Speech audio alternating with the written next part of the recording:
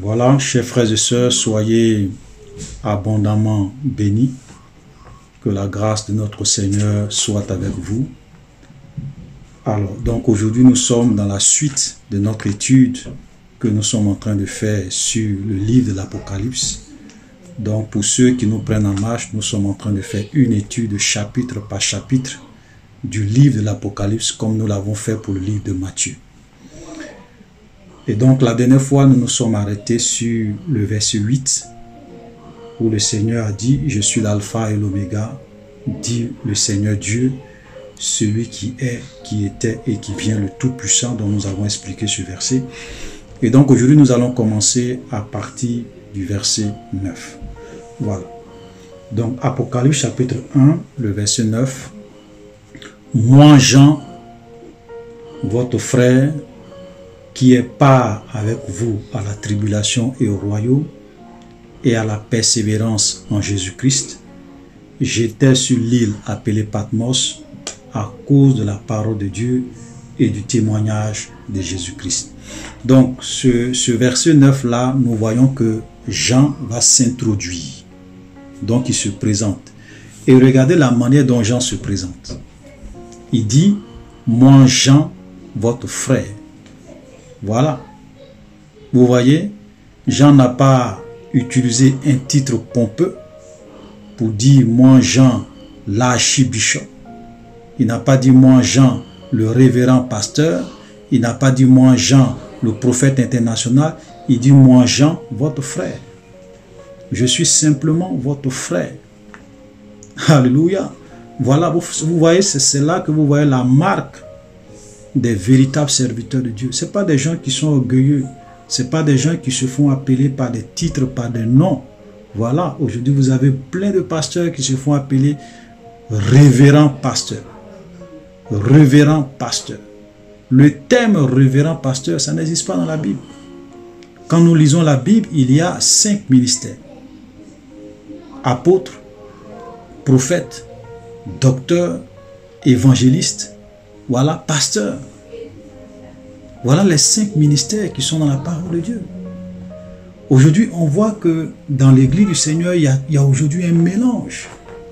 Les gens se donnent des noms. Il y a des pasteurs même qui se font appeler Melchizedek.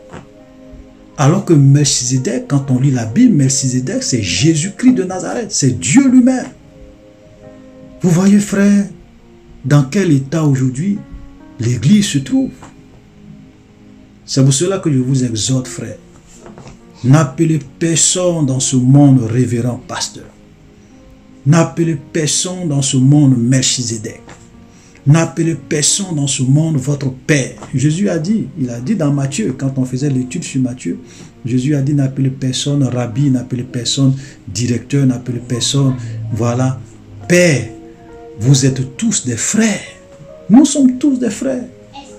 Et souvent les gens se donnaient, au temps de Jésus, les gens se donnaient ces titres-là de rabbi, de directeur, de maître, pour s'élever au-dessus des gens, pour se mettre sur un piédestal. Et Jésus n'aimait pas ça. Avant tout, nous sommes d'abord des frères et sœurs. Nous sommes des enfants de Dieu. Voilà, vous savez, il n'y a pas de plus grand honneur que de se faire appeler frère de Jésus-Christ. Je suis le frère de Jésus, je suis la sœur de Jésus. Il n'y a pas de plus grand honneur que de s'appeler frères et sœurs. C'est un honneur. Parce que la Bible dit que nous sommes co-héritiers avec Jésus. Ça veut dire que nous sommes comme les petits frères et les petites sœurs de Jésus. Voilà. Donc frères, évitez. Ne vous laissez pas emballer. Aujourd'hui, vous avez beaucoup d'hommes de Dieu orgueilleux, beaucoup de pasteurs orgueilleux qui se donnent des titres pompeux pour vous influencer, pour vous intimider. Papa, papa, maman, maman, maman, maman pasteur. Il y a des femmes de pasteurs, quand vous ne les appelez pas maman pasteur, c'est comme vous leur avez manqué de respect, c'est comme un scandale. C'est malheureux aujourd'hui ce qu'on voit dans l'église. Et nous devons quitter dans ça. Alléluia. Regardez Jean. Il dit, moi Jean, votre frère.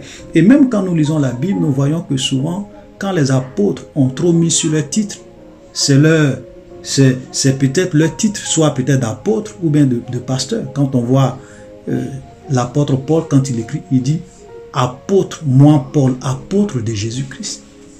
Voilà. Mais il ne va pas se faire appeler archi-apôtre, archi-bishop, révérend apôtre. Tout ça, ce n'est pas biblique. Et nous devons condamner ça avec force. Alléluia. Donc moi, Jean, votre frère, qui est part avec vous à la tribulation et au royaume et à la persévérance en Jésus-Christ. J'étais dans l'île appelée Patmos à cause de quoi? À cause de la parole de Dieu et du témoignage de Jésus-Christ. Donc voilà un homme de Dieu, et même quand nous lisons l'histoire des apôtres, c'était des gens qui ont beaucoup souffert. C'était des gens qui ont beaucoup subi pour le Seigneur. Et là, Jean était sur une île. Il était exilé sur une île qu'on appelait l'île de Patmos à cause de quoi? À cause de la parole de Dieu. À cause de son message, à cause de l'évangile. Voilà, il était en exil. Et il dit, je pars avec vous à la tribulation, à la souffrance, aux difficultés, aux problèmes, aux épreuves de la vie. Frères, c'est pour cela que nous devons comprendre que la vie chrétienne n'est pas forcément une vie de confort. La vie chrétienne n'est pas forcément une vie de bénédiction matérielle. La vie chrétienne n'est pas une vie forcément de prospérité. Aujourd'hui, on ne fait pas comprendre aux chrétiens que la vie chrétienne, c'est aussi la souffrance, c'est aussi les épreuves. Et que même on peut se faire tuer, on peut mourir à cause de la parole de Dieu. On peut être rejeté à cause de la parole de Dieu. La Bible nous dit clairement que tous ceux qui veulent vivre pieusement pour le Seigneur seront persécutés. Voilà. Donc il faut vraiment qu'on arrête. Frère, la vie chrétienne, c'est une vie de difficulté. Si vous voulez réellement servir Dieu, si vous voulez réellement faire la volonté de Dieu, il peut arriver que vous allez passer par des moments de tribulation, par des moments de difficulté, par des persécutions. Il y a des gens souvent parce qu'ils sont chrétiens, même dans leur lieu de travail, ils sont persécutés, ils sont haïs. On leur met les bâtons dans les roues. Pourquoi? Peut-être parce que leur chef de service ou bien leur directeur est un franc-maçon, ou bien voilà, ou bien ils ne les aiment pas, ou bien ils sont possédés. Il y a des gens qui peuvent être possédés et qui peuvent vous haïr et vouloir vous faire du mal sans cause. Vous pouvez être une jeune fille, les gens vont se moquer de vous parce que vous ne voulez pas faire comme les jeunes filles de votre âge, vous ne voulez pas vous habiller comme les jeunes filles de votre âge. Les gens vont se moquer de vous, ils vont trouver que vous êtes dépassé, vous êtes ceci, cela. Ils vont vous humilier, vous rabaisser. Donc d'une manière ou d'une autre, quand on veut suivre Jésus, on va subir la persécution. Donc aujourd'hui, l'évangile que les gens prêchent, c'est un faux évangile. Dieu veut que tu sois riche, Dieu veut que tu sois prospère, Dieu veut que tu gouvernes, tu dois impacter le monde, tu es un champion. Frère, nous sommes appelés des champions dans la prière. Nous sommes des champions dans l'évangélisation. Nous sommes appelés des champions dans la sainteté, dans la pureté, dans la crainte de Dieu. Voilà là où Dieu veut qu'on soit des champions. Mais on ne sait pas pour être des champions, pour dominer sur les autres, pour amasser des richesses dans ce monde, pour vouloir influencer ce monde, impacter ce monde. Jésus a été clair, il dit ce monde est sous la puissance du diable. Et quand on lit la Bible, lorsque le diable est venu tenter Jésus, qu'est-ce qu'il lui a dit? Il dit, je suis prêt à te donner tous les royaumes de ce monde et leur gloire, si tu te prosternes devant moi et m'adores. Voilà la proposition que le diable a fait à Jésus. Et Jésus lui a dit non. Parce qu'il est écrit que tu dois adorer Dieu seul. Frère, laissez-moi vous dire que la plupart des gens que vous voyez dans ce monde, les grands stars, les gens qui influencent le monde, des multimilliardaires, les directeurs dans les multinationales, ok, la plupart des présidents que vous voyez qui dirigent ce monde, ce sont des gens qui se sont prosternés devant le diable pour être là où ils sont. C'est pour cela que la plupart d'entre eux sont des francs-maçons, ce sont des satanistes, ce sont dans les sciences occultes. Voilà. Que personne ne vous trompe. Donc nous ne sommes pas dans ce monde pour mener tout le temps une vie de confort. Il y a les épreuves, il y a les difficultés dans la vie chrétienne. Et nous devons être prêts à surmonter tout cela pour la gloire du Seigneur Jésus. Alléluia. Donc moi, Jean, votre frère qui est part avec vous à la tribulation et au royaume, j'étais sur l'île appelée Patmos à cause de la parole de Dieu et du témoignage de Jésus-Christ. Je fus, verset 10, je fus ravi au jour du Seigneur et j'entendis derrière moi une voix forte comme le son d'une trompette et qui disait: ce que tu vois, écris-le dans un livre et envoie-le aux 7 églises, à Éphèse, à Smyrne, à Pergame, à Thyatire, à Sardes, à Philadelphie et à Laodicée. Voilà, excusez-moi. Voilà, donc il dit: je fus ravi en esprit au jour du Seigneur. Ici, quand il dit au jour du Seigneur, le jour du Seigneur au temps des apôtres, c'était le jour où Jésus-Christ était ressuscité. Donc les gens appelaient ça le jour du Seigneur parce que c'est le jour où le Seigneur, le jour de la semaine où Jésus-Christ est ressuscité. Et le jour où le Seigneur Jésus-Christ est ressuscité, c'était un dimanche, le premier jour de la semaine. Parce que quand vous prenez chez les Juifs, le dernier jour de la semaine, ok, c'est le samedi. Ok, le jour du sabbat. Le premier jour de la semaine, c'est le dimanche. Ok, donc le jour du Seigneur, pour les apôtres, était en fait le dimanche. Amen. Donc ils appelaient ça le jour du Seigneur. Donc c'est ce jour-là que réellement il va entendre une voix et il va être ravi en esprit et il va entendre le son d'une trompette. Et qu'est-ce que cette voix-là lui disait? Il dit: ce que tu vois, écris-le dans un livre et envoie-le aux 7 églises. Et il va citer les 16 églises: Éphèse, Smyrne, Pergame, Thyatire, Sardes, Philadelphie, Laodicée. Vous voyez?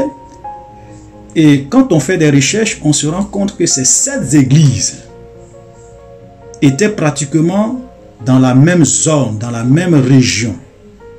Ok? Et ces églises-là, il n'y avait pas plus de 100 km entre chaque église. Amen. Et cela nous prouve quoi? Cela nous montre que ces églises n'étaient pas dans une fédération, dans une dénomination. Ce n'étaient pas des églises de dénomination. Chaque église était indépendante. Et l'avantage que vous avez, et dans le plan de Dieu, Dieu veut que les églises soient indépendantes.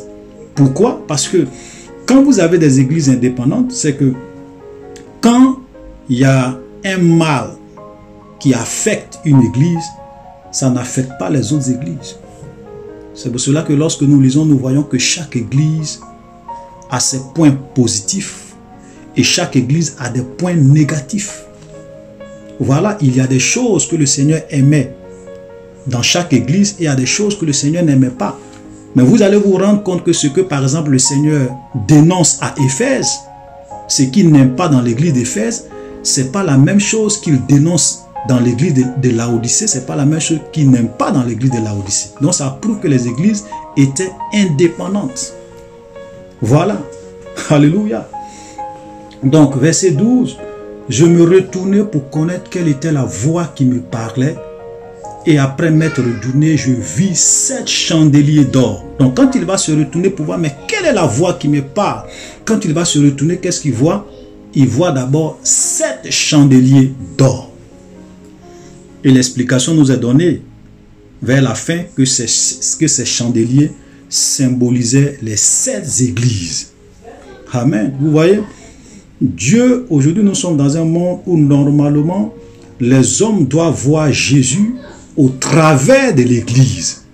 Les gens doivent connaître Jésus au travers de l'église parce que quand Jean se retourne, au lieu de voir directement Jésus, qu'est-ce que la première des choses qu'il constate, c'est qu'il va voir 7 chandeliers d'or. Alléluia, qui représentaient ces églises, ces 7 églises. Amen. Frère, c'est pour cela que Jésus a dit, nous sommes la lumière du monde, nous sommes le sel de la terre. Nous devons éclairer dans les ténèbres, nous devons éclairer ce monde de plus en plus ténébreux. Alléluia. L'Église a vraiment un rôle très important dans le monde dans lequel nous sommes. Mais malheureusement aujourd'hui, puisque nous sommes à la fin des temps, le diable a infiltré l'Église pour pervertir l'Église de l'intérieur. C'est pour cela que vous allez voir beaucoup de francs-maçons, beaucoup de marabouts, beaucoup de mystiques qui se font passer pour des pasteurs, pour des hommes de Dieu et qui viennent séduire les gens.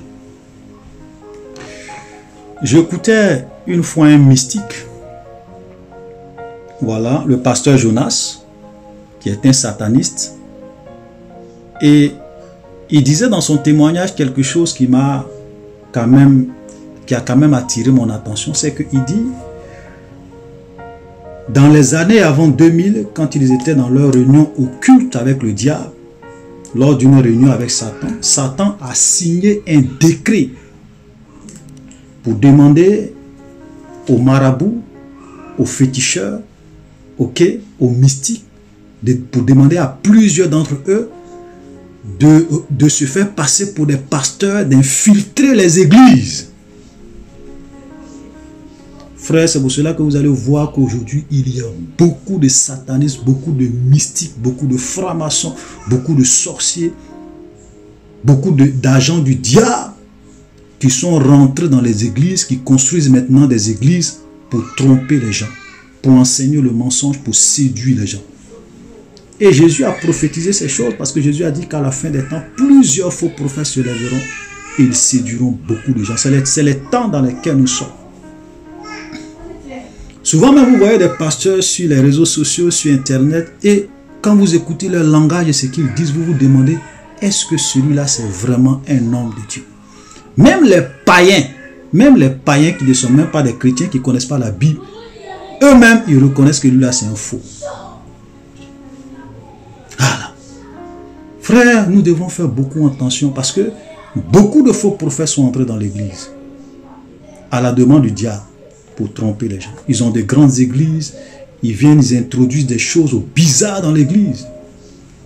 La dernière fois, j'écoutais un soi-disant homme de Dieu qui dit que Jésus est le Christ, mais le Christ n'est pas Jésus. Quand j'ai entendu ça, vraiment, j'avais mal au cœur. J'avais vraiment mal au cœur. Frère, vous voyez, ça dit que ils introduisent des notions de la Kabbale. Ils introduisent des instructions qu'ils ont reçues de la part du diable dans l'église pour embrouiller les enfants de Dieu. Pour les distraire et pour les embrouiller au maximum. C'est-à-dire que l'évangile qui doit prêcher, l'évangile du salut qui doit prêcher pour sauver les hommes, pour affermir la foi des enfants de Dieu, pour qu'ils soient saints, pour qu'ils vivent dans la sainteté, dans la pureté, pour qu'ils se préparent au retour de Jésus. C'est pas ça. Ils envoient des choses bizarres, des thèmes bizarres, des théologies bizarres pour détruire et beaucoup d'enfants de Dieu.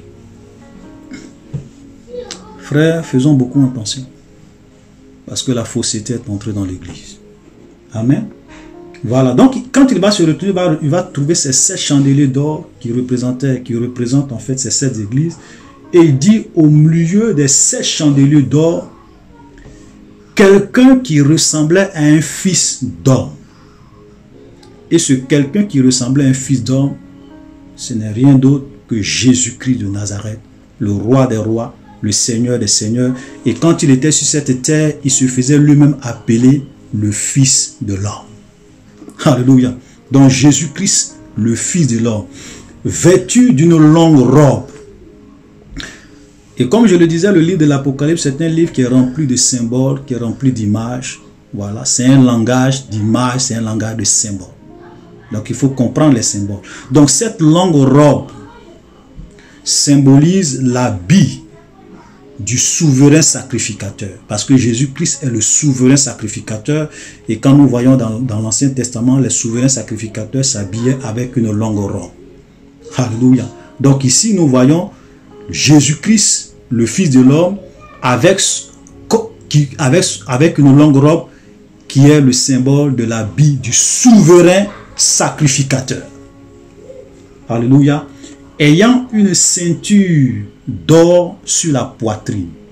Et cette ceinture d'or qui est sur sa poitrine, nous pouvons voir l'explication nous pouvons voir l'explication dans Ésaïe, chapitre 11, le verset 5, où il est dit, la justice sera la ceinture de ses flancs et la fidélité la ceinture de ses reins.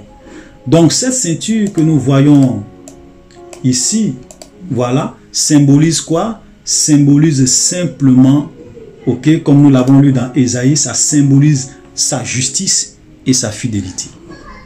Alléluia. Donc la fidélité et la justice de Dieu et la justice du Fils de l'homme. Alléluia. Donc Dieu est un Dieu de justice. Ok. Il est aussi un Dieu fidèle. C'est un Dieu de justice. Mais c'est aussi un Dieu fidèle. Alléluia. Ça, nous devrons avoir ça en tête. Verset 13. Sa tête et ses cheveux étaient blancs comme la laine blanche et comme de la neige. Ses yeux étaient comme une flamme de feu. Donc, le fait que sa tête soit blanc et que ses cheveux, sa tête soit blanche et que ses cheveux soient blancs, ok, comme de la laine, cela symbolise quoi? Symbolise, j'ai envie de dire, la sagesse de Dieu. Les cheveux blancs symbolisent quoi? La sagesse. Symbolise quoi? La vieillesse. Même si je veux parler à la manière des hommes, parce que Dieu ne vieillit pas, il n'a pas d'âge, il n'a ni commencement ni fin. Mais généralement, quand on regarde quelqu'un qui a un cheveu blanc, ça symbolise son âge. Ça symbolise le fait qu'il est vieux, qu'il a beaucoup vécu sur terre, qui est aussi synonyme de sagesse. Alléluia. Et nous voyons cela dans Daniel, quand nous lisons par exemple Daniel 7, le verset 9. Daniel, dans sa vision, va également voir cela. Il dit, je regardais pendant que l'on plaçait des trônes.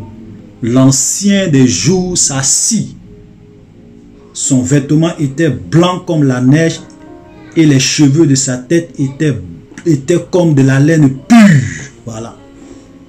Donc, sa tête et ses cheveux blancs symbolisent son âge avancé, si je veux parler à la manière des hommes, et sa sagesse. Dieu est un Dieu qui est sage, infiniment sage. Amen. Ses yeux sont comme une flamme de feu. Ses yeux sont comme une flamme de feu. Alléluia. Donc ses yeux comme une flamme de feu veut simplement dire que les yeux de Dieu voient tout. Les yeux de Dieu percent tout. Rien n'est caché devant ses yeux qui sont comme une flamme de feu. Et nous voyons cela dans Hébreux 4, le verset 13. Qu'est-ce qu'il est dit dans Hébreux 4, 13? Il est dit, nulle créature n'est cachée devant lui, mais tout est nu et à découvert aux yeux de celui à qui nous devons rendre compte. Alléluia. Donc, le jour que nous allons nous présenter au jour du jugement devant le Seigneur, avec ses yeux comme une flamme de feu, il expose tout. Ses yeux comme une flamme de feu dévoilent même les secrets les plus cachés de notre cœur, expose les choses les plus cachées de notre cœur. Personne ne peut se cacher, personne ne peut tromper Dieu. Alléluia. Quand Dieu te regarde, même tes sentiments les plus intimes sont exposés à ses yeux. Frères, c'est pour cela que nous ne devons pas vivre notre vie par rapport aux hommes. Il y a des chrétiens qui vivent une double vie, qui trompent leur pasteur, qui trompent leurs responsables, qui trompent leurs frères en Christ, parce que quand ils quittent l'église, eux-mêmes ils savent la vie qu'ils mènent dans le secret. Frères, laissez-moi vous dire, vous ne trompez personne. Vous ne trompez pas vos pasteurs, vous ne trompez pas vos responsables. Vous êtes en train de vous tromper vous-même. Parce qu'au jour du jugement, les secrets de vos cœurs, la vie que vous menez va être exposée. Jésus a dit, il n'y a rien de caché qui ne doit être dévoilé. Voilà. Il n'y a rien de caché qui ne doit être connu, qui ne doit être exposé. Tout sera exposé au dernier jour, dans le moindre détail. Tous ceux qui vivent loin de Dieu, qui vivent dans le péché, qui vivent dans l'iniquité, qui trompent leurs femmes, qui se cachent au jour du jugement, si je veux parler à la manière des hommes, toute votre vie sera exposée comme sur un écran géant. Ça sera exposé.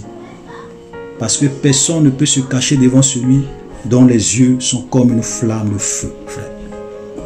C'est pour cela que vivons notre vie par rapport à Dieu et non pas par rapport aux hommes. Tout ce que les hommes pensent de vous, Seigneur frère, ça n'a aucune valeur. Comme un homme de Dieu le disait, il dit tout ce que les hommes pensent de vous, vous devez prendre ça et puis aller jeter ça à la poubelle.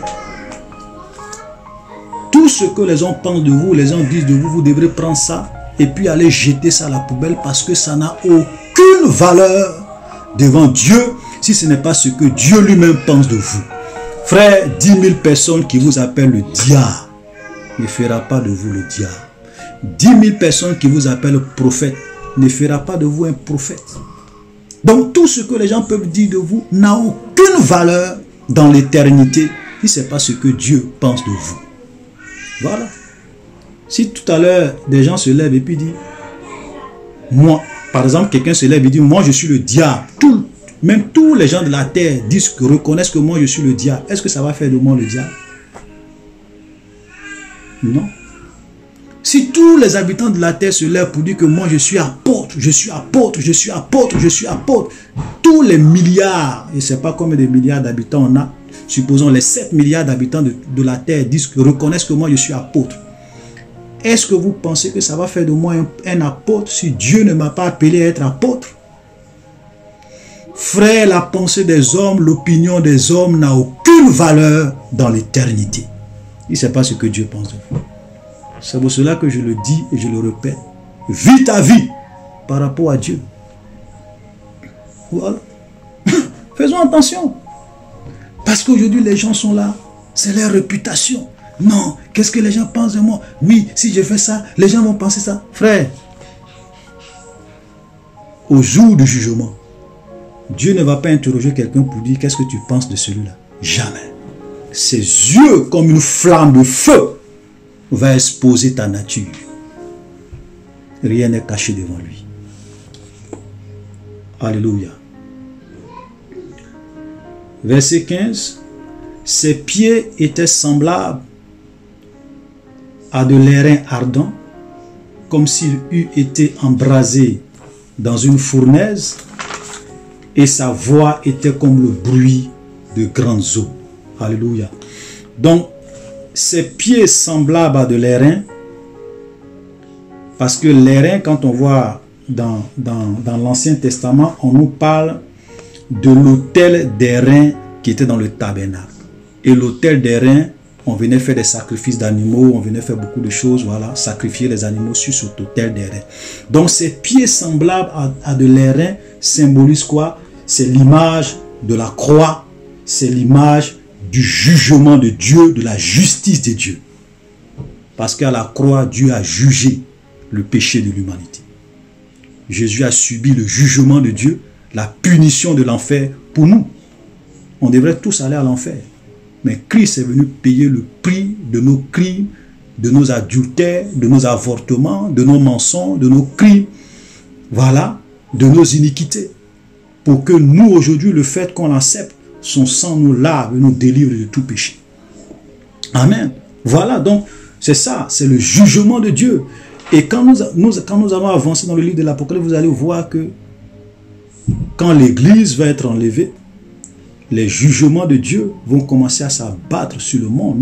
Nous avons déjà vu un échantillon un peu lorsque j'ai fait la vidéo sur les 7 sceaux de l'Apocalypse, les 7 trompettes, voilà les 7 coupes de la colère de Dieu. Vous avez vu un peu ne serait-ce qu'un échantillon, ok, de ce qui attend le monde, ce monde qui est rebelle, ce monde qui est contre Dieu, ce monde qui s'en fout des lois de Dieu.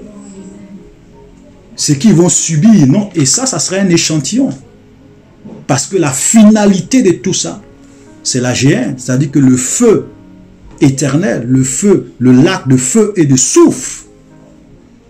Et la dernière fois, nous avons vu le témoignage de ce pasteur centrafricain, quand le Seigneur l'a pris pour aller le montrer l'enfer. C'est que lui-même l'a vu de ses yeux. Il n'en revenait pas. Il avait peur. des souffrances, d'abord des détonations de l'enfer, la peur qu'il a eue, et il a vu l'atrocité, la souffrance des gens dans l'enfer. Frère, on ne peut même pas souhaiter l'enfer à son plus pire ennemi. Et puis l'enfer actuellement où les gens sont, ça ce n'est rien.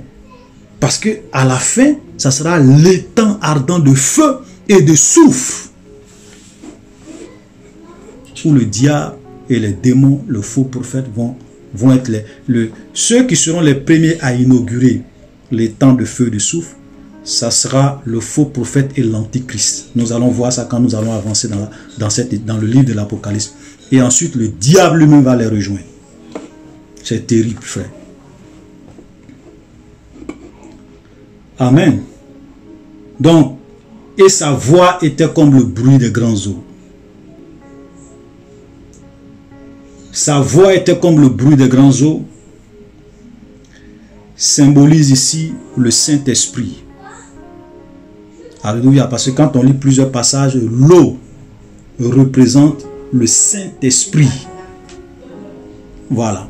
L'eau symbolise le Saint-Esprit. Il y a plusieurs passages dans l'Ancien Testament où on voit clairement, je n'ai pas le temps, où on voit que l'eau symbolise le Saint-Esprit. Donc sa voix comme le bruit des grandes eaux, c'est le symbole du Saint-Esprit, la plénitude, la puissance du Saint-Esprit. Il avait dans sa main droite 7 étoiles. De sa bouche sortait une épée aiguë à 2 tranchants. Et son visage était comme le soleil lorsqu'il brille dans sa force. On dit de sa bouche sortait une épée aiguë à 2 tranchants. Et cette épée aiguë à 2 tranchants, c'est la parole de Dieu. Au commencement était la parole était avec Dieu, la parole était Dieu et la parole a été faite chair.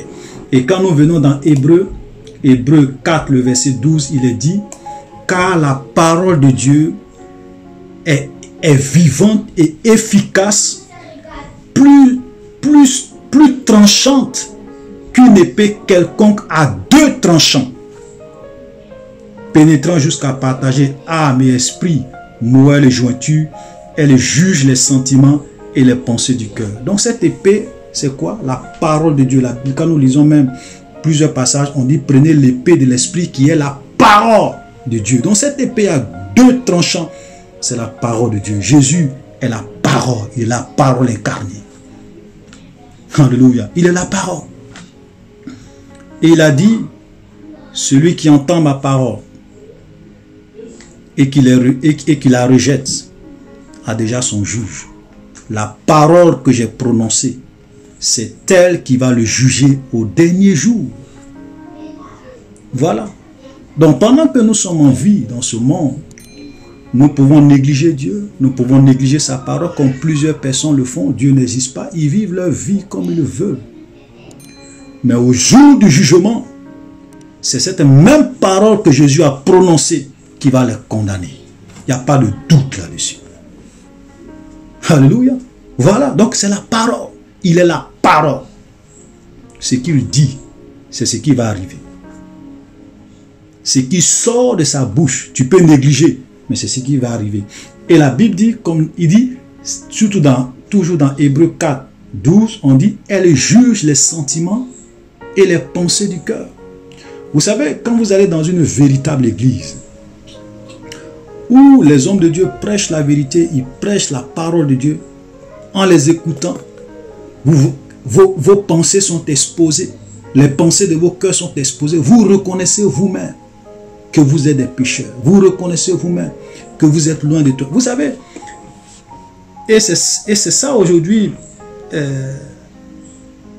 et c'est ça qui est vraiment malheureux dans beaucoup d'églises aujourd'hui, c'est que, ou bien de soi-disant, beaucoup de personnes qui se disent prophètes, ils ne comprennent même pas c'est quoi un prophète. Les gens pensent qu'un prophète, c'est celui qui va venir te dire, ah mon frère, je suis dans ton village, ta maman est sorcière, ton papa est sorcier, ceci, cela. Non, non, non, mon frère, d'ici 1 an, voilà ce qui va arriver sur toi.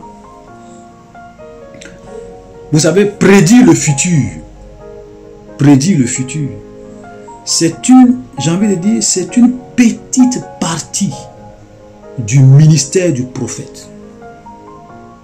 Une petite partie du ministère du prophète. Regardez tous les prophètes de l'Ancien Testament. Prenez tous leurs messages, prenez tous leurs livres. Ok?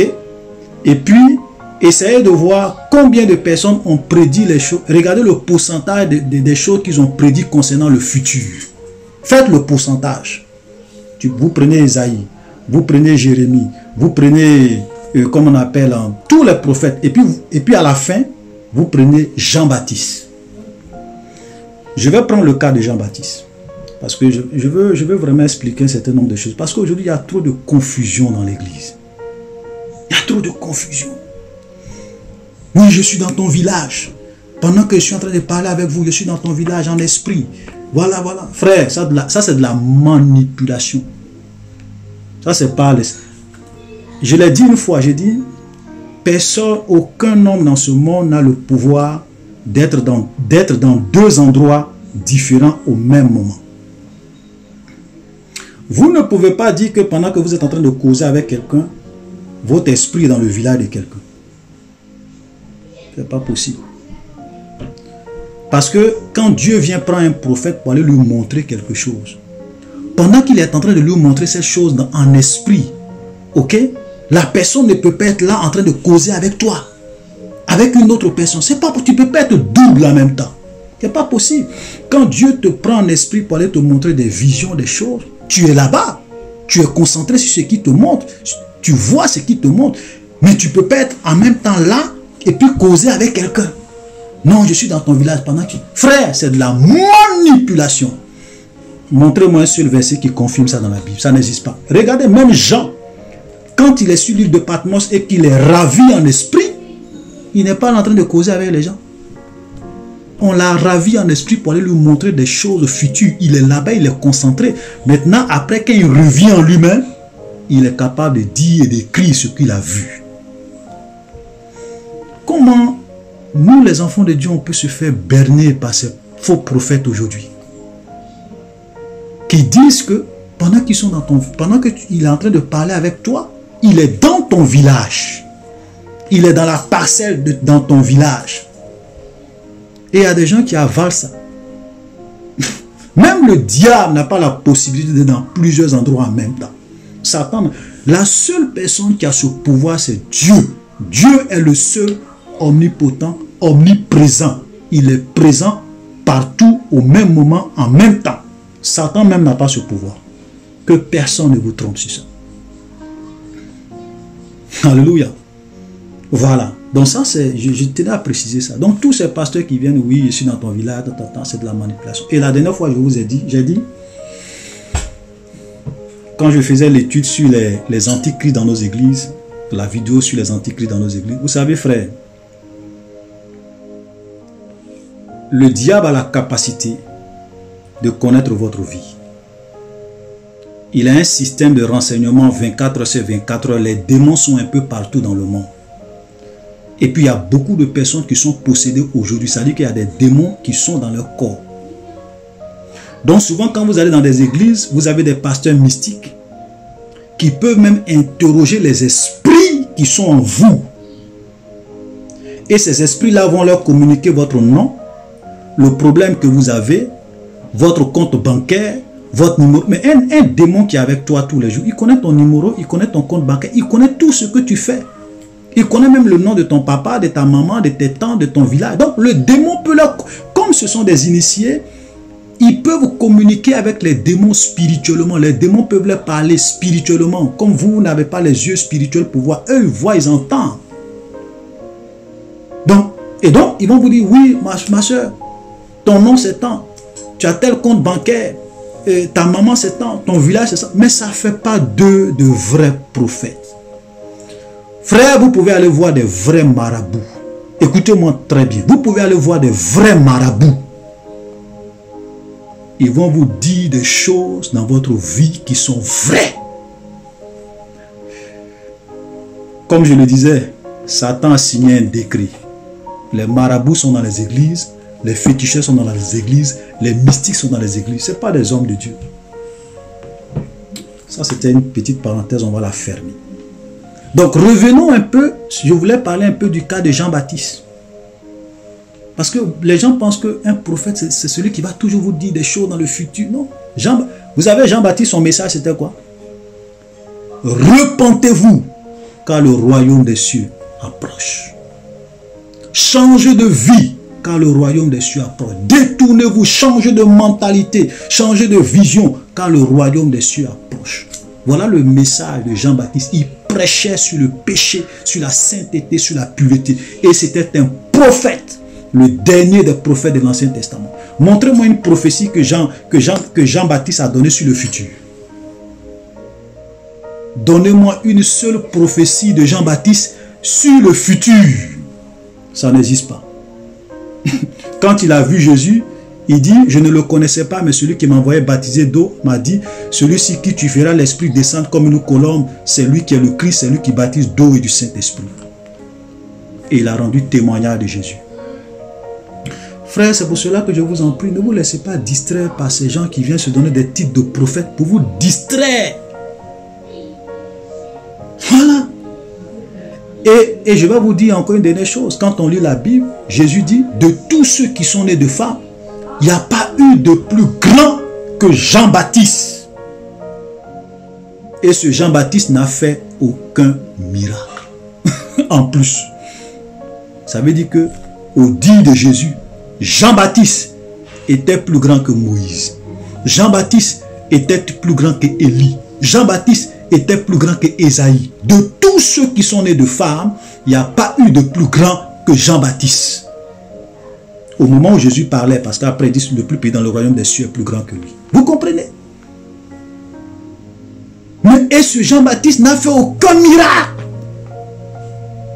Il n'a fait aucun miracle, mais son message, sa consécration, sa vie faisait de lui le plus grand de tous les prophètes.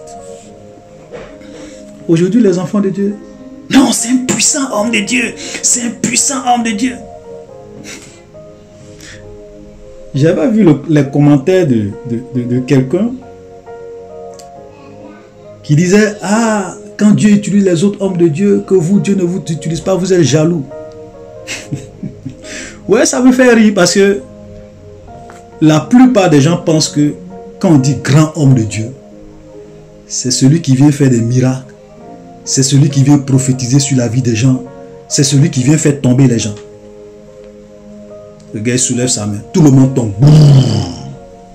Pasteur, tout le monde tombe. Maman pasteur, tout le monde tombe. Chrétien qui vit dans le péché, il tombe. Chrétien qui ne vit pas dans le péché, tout le monde tombe. Et on appelle ça la puissance du Saint-Esprit. Frère, ce n'est pas le Saint-Esprit.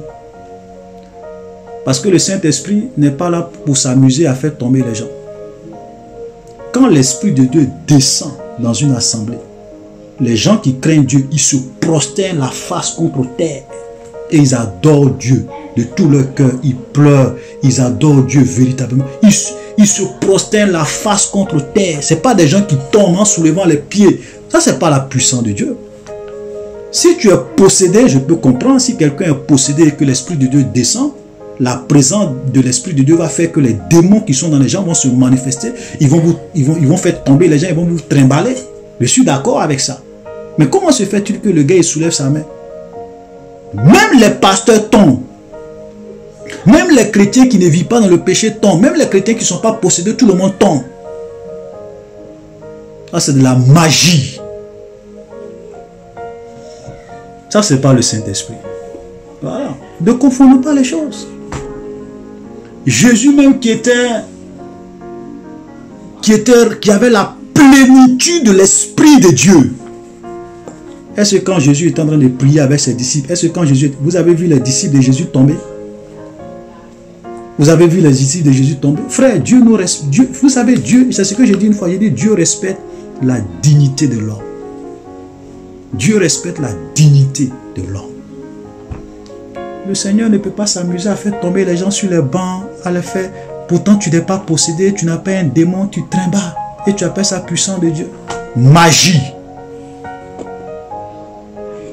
Alléluia.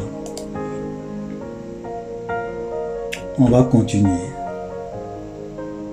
Donc, son visage était comme le soleil lorsqu'il brille dans sa force. Et ce visage qui brille comme le soleil dans toute sa force, c'est l'image de la pureté de Jésus.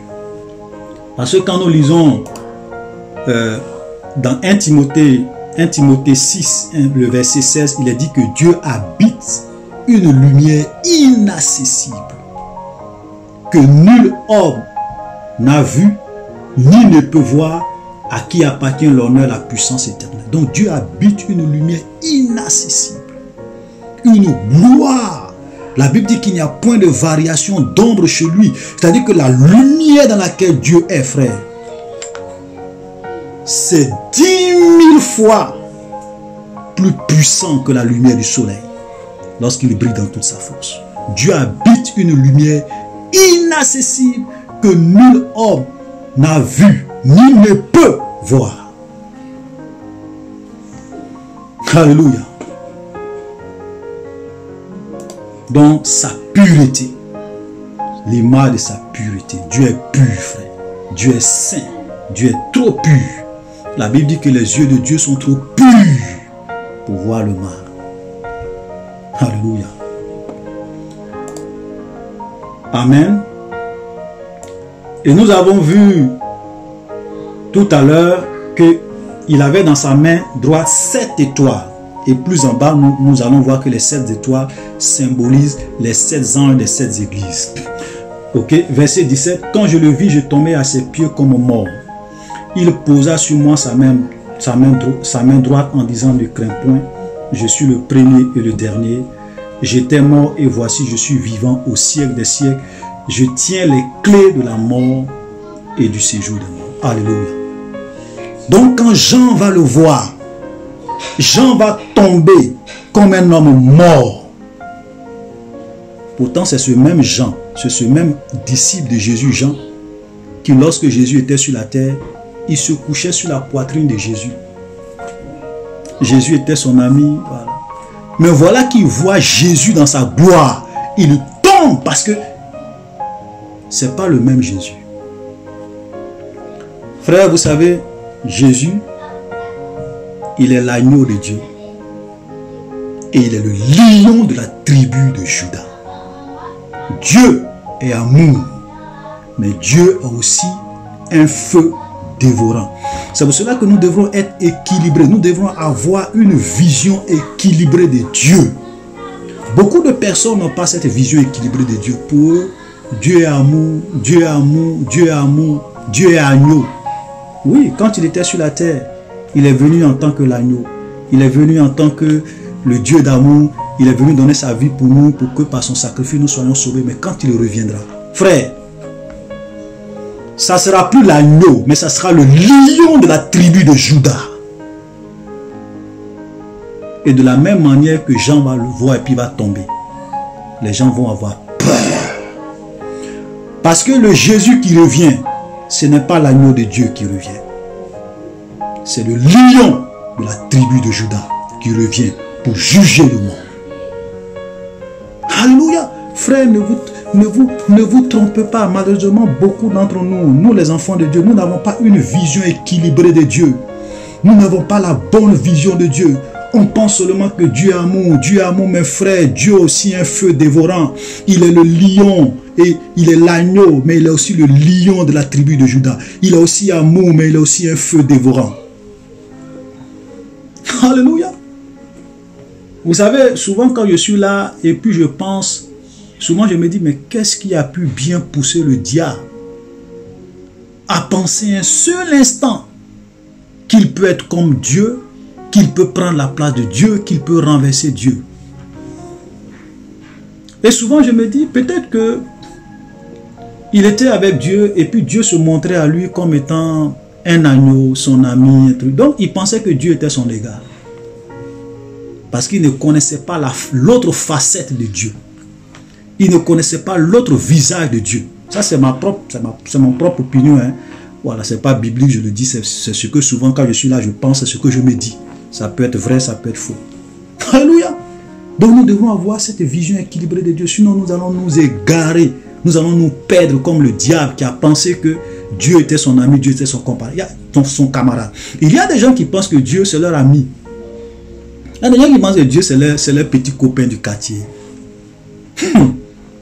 Vous vous trompez mal, frère. Vous vous trompez mal. C'est au jour du jugement, les gens vont se rendre compte que qui est Dieu. Ils vont se rendre compte que Dieu, est un feu dévorant. Donc il va tomber. Et le Seigneur va mettre sa main sur lui, il dit, ne crains point, je suis le premier et le dernier. Je suis l'alpha et l'oméga. On l'a déjà dit. Et le vivant. Il dit, j'étais mort. Donc quand effectivement Jésus est venu dans ce monde, il est mort. Il est mort pour nos péchés. Et voici, je suis vivant au siècle des siècles. Jésus est ressuscité. Et il ne meurt plus jamais. Il est le premier-né d'entre les morts. J'ai expliqué ça dans la vidéo précédente. Il ne meurt plus jamais, donc il est vivant au siècle des siècles. Il dit, je tiens les clés de la mort et du séjour des morts. Alléluia. Frère, laisse-moi te dire aujourd'hui. Celui qui tient les clés de la mort et du séjour des morts, c'est plus le diable. C'est Jésus-Christ de Nazareth. C'est pour cela que quand tu es un véritable enfant de Dieu, excusez-moi, un véritable serviteur de Dieu, ne meurt pas avant son temps. Frère, le jour que vous allez apprendre que je suis mort, tant que je crains Dieu, c'est parce que mon temps est arrivé. Alléluia. Même si vous apprenez demain que je suis mort, c'est parce que le temps de Dieu arrive. Voilà. Nous ne devons pas craindre le diable, nous ne devons pas craindre les sorciers, nous ne devons pas craindre les mystiques, nous ne devons pas craindre les ténèbres. Un enfant de Dieu ne meurt pas avant son temps. Parce que celui qui tient les clés de la mort et du séjour des morts, c'est Jésus-Christ de Nazareth, ce n'est pas le diable. Un enfant de Dieu, je dis bien un enfant de Dieu. Écoutez-moi très bien, parce que si tu vis dans le péché, si tu vis dans le mal, si tu mènes une double vie, si tu n'obéis pas à la parole de Dieu, frère, si le diable même veut aujourd'hui, il peut te tuer. Si les sorciers veulent aujourd'hui, ils peuvent te tuer. C'est pour cela que souvent vous entendez que oui, les sorciers ont tué tel chrétien, les sorciers ont tué tel pasteur. Allez bien vous renseigner. Quelle est la vie qu'il menait? Ce chrétien-là, quelle est la vie qu'il menait? Un enfant de Dieu qui craint Dieu, même tous les démons de la terre, même le diable lui-même en personne, ils n'ont qu'à venir et qu'ils essaient de le tuer, ils ne pourront pas. Même s'il monte dans un avion, Satan même n'est qu'à réunir tous les démons pour faire écraser l'avion pour qu'il meure. Il ne va pas mourir tant que le temps de Dieu n'est pas arrivé pour lui. Même s'il prend un véhicule, ok, Satan n'est qu'à réunir tous les démons de la terre pour pousser ce véhicule à faire accident. Ça ne va pas arriver. Parce que l'ange de l'Éternel campe autour de ceux qui le craignent. Je suis souvent sidéré de voir combien de fois beaucoup d'enfants de Dieu sont manipulés. Surtout lorsqu'on arrive pendant les mois de décembre. Oh là là, c'est là que vous allez voir la manipulation des pasteurs. Nous, on va prier pour posséder l'année 2021. On va avoir une veillée pour la traversée de 2020. Pour ne pas que tu sois le poulet des sorciers. Dans le mois de décembre, il y a trop de sacrifices humains. On va jeûner, on va prier. Tu ne seras pas le poulet, tu ne seras pas le poulet des sorciers de ton village. Tu ne seras pas le mouton des sorciers de ton village. Mes frères, celui qui tient les clés de la mort et du séjour des morts, c'est Jésus. Comment tu peux un seul instant penser que toi, un véritable enfant de Dieu, tu peux être le poulet d'un sorcier? Comment tu peux penser un seul instant, toi, un véritable enfant de Dieu, que tu peux être le mouton d'un sorcier? Alors que celui qui tient les clés de la mort et du séjour des morts, c'est le Dieu que tu adores. Comment? Vous voyez, les pasteurs jouent sur votre peur, ils jouent sur vos émotions, pour vous manipuler, pour vous embrouiller et pour vous soutirer de l'argent, beaucoup d'argent pendant les mois de décembre. On voit des gens, non, venez faire des enveloppes, mettez l'argent, soulevez l'argent, on va prier. Voilà, vous allez donner ça comme offrande pour l'année 2021. Vous allez voir quand on va arriver dans le mois de décembre. surtout le 31 décembre. Voilà, mettez des enveloppes, voilà, pour dire, pour que Dieu vous garde pendant l'année 2021, pour que Dieu vous protège pendant l'année 2021, pour posséder l'année 2021. Frère, tu es un enfant de Dieu. Tu n'as pas besoin de payer la bénédiction de Dieu avec ton argent. Tu n'as pas besoin de payer les faveurs de Dieu avec ton argent. Ce n'est pas parce que tu donnes l'argent que Dieu va te protéger durant l'année 2021. Tu es enfant de Dieu et Dieu, par son amour, il te protège. Même si tu n'as... Frère, ce n'est pas l'argent. Donc ceux qui ne donnent pas là, Dieu ne va pas les protéger parce qu'ils n'ont pas donné. Vous voyez comment les gens vous manipulent. Quittez dans ça. Quittez dans ça. Et puis si le diable veut te tuer, tu penses que c'est en décembre, il va attendre. Je le disais une fois, il dit, si tu vis dans le péché, si le diable veut te tuer, il va attendre un bon moment dans l'année. Au moment où tu vis dans le péché, où tu te plais dans le péché, où tu penses qu'il n'aura rien, c'est là que le diable va te frapper. Est-ce que quand on commence l'année 2031, est-ce que c'est dans le mois de décembre seulement que les sorciers tuent les gens? Frère, je vous pose la question. Est-ce que tous les gens qui meurent là, par la sorcellerie, là, c'est seulement dans le mois de décembre? Arrêtez de vous faire manipuler. Alléluia. Donc, je tiens les clés de la mort et du séjour des morts. On va aller vite, on va terminer. Écris donc les choses que tu as vues, celles qui sont et celles qui doivent arriver après elles. Donc ça, déjà, nous voyons que le livre de l'Apocalypse est divisé en deux grandes parties. Il y a les choses qui sont et il y a les choses qui doivent arriver. Ok? Donc les choses qui sont, nous allons les voir, ce sera le message que le Seigneur envoie aux 7 églises. Et puis après cela, il y a les choses que Jean va voir qui va concerner le futur, les choses qui vont arriver dans le futur. Alléluia. Verset 20, le dernier verset, nous allons nous arrêter là. Le mystère des 7 étoiles que tu as vu dans ma main droite et des 7 chandeliers d'or. Les 7 étoiles, donc on donne maintenant l'explication, les 7 étoiles sont les 7 anges des 7 églises. Et les 7 chandeliers sont les 7 églises. Alléluia. Donc ici, quand on dit ange, on peut le traduire par aussi messager. Voilà, la traduction, ce sont des messagers, ou bien on peut dire messager ou bien ange. Donc les messagers des 7 églises, c'est-à-dire que les responsables de ces églises, les gens qui ont la parole dans la bouche desquels Dieu a mis la parole, les pasteurs qui enseignent la parole, qui enseignent, qui donnent le message de Dieu. Donc ce sont les responsables de ces 7 églises-là. Et puis les 7 chandeliers, ce sont les 7 églises, on a déjà vu. Donc cela prouve quoi? Cela prouve que tout véritable serviteur de Dieu bénéficie d'une protection particulière de la part de Jésus-Christ de Nazareth. C'est vrai que Dieu protège tous ses enfants, mais les hommes de Dieu, les véritables hommes de Dieu sont dans les mains du Seigneur. Pourquoi? Parce qu'ils sont l'objet de beaucoup d'attaques, de beaucoup de stratégies du diable pour les détruire, pour mettre fin à leur ministère, pour détruire leur ministère, pour détruire des vies au travers d'eux. Donc, Dieu vraiment les tient dans sa main. C'est une image, mais Dieu les tient dans sa main et les protège d'une manière particulière. Parce que souvent, un homme de Dieu, un véritable serviteur de Dieu, souvent quand il tombe, sa chute peut entraîner plusieurs. Il peut entraîner plusieurs personnes dans sa chute. Voilà, parce que ce sont des responsables. Donc Dieu les garde. Alléluia. Donc chers frères et sœurs, soyez bénis. Nous allons nous arrêter là et nous allons continuer la prochaine fois. Shalom.